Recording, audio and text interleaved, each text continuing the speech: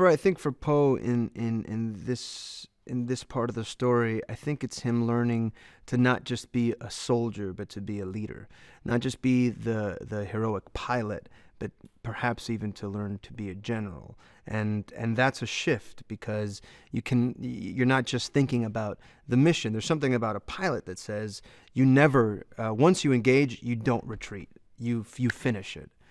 Uh, but that's great for the warrior, but that's not necessarily great for the whole army and for the whole cause. So I think his philosophy of war, of being a warrior, of being a hero is kind of being taken for a loop, especially with the character of Holdo.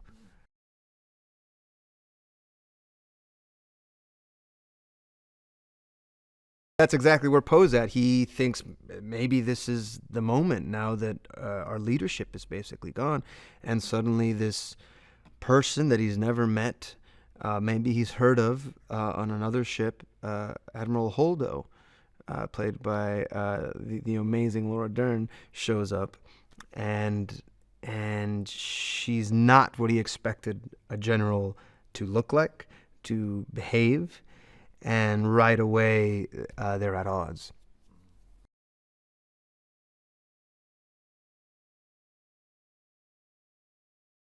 I actually have had more to do with Carrie this time around, which has been really great because, apart from her being incredibly funny and incredibly witty and just she tells the most amazing stories. The scenes that I've been able to have with her, they're very heartfelt and they feel there's a tenderness to them, even when she's slapping me over and over and over again. That's actually one. That was one of the first things that we shot, and I think we did about 23 takes of just slap. 24 takes. And that's just on my side. Then I had to go on her side, and she kept slapping me every time. I think it like grounded her in the scene just to really connect. So that was very surreal to be standing in a starship cruiser being slapped by Princess Leia repeatedly.